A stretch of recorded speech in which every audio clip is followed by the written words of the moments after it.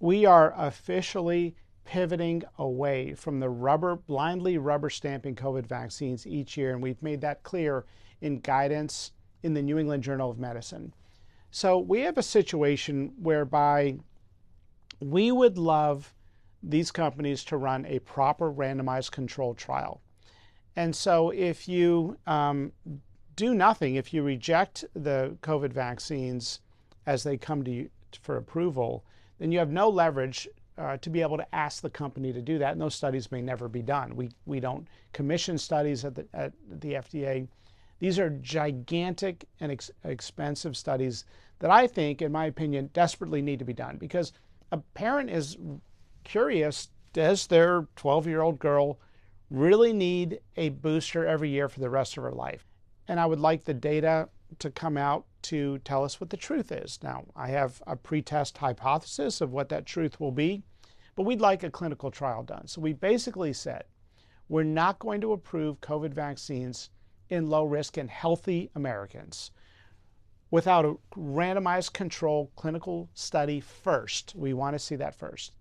Now, in the situations where you've got a kid with immunosuppression from HIV and a cancer therapy with chemotherapy, where they have an incredible immune susceptibility and their doctor feels like they would benefit from a COVID shot, we're sticking to the promise of Secretary Kennedy that we're not going to take anyone's vaccines away from them. And if you want a vaccine, you can get a vaccine. But in saying that we are going to be okay with the COVID vaccines in high-risk Americans, which is a much more limited indication, we now can ask the companies that this approval comes on the condition that you are going to run a proper randomized control trial so we can get the final answer this year, because it's been 4 years since the last randomized control trial.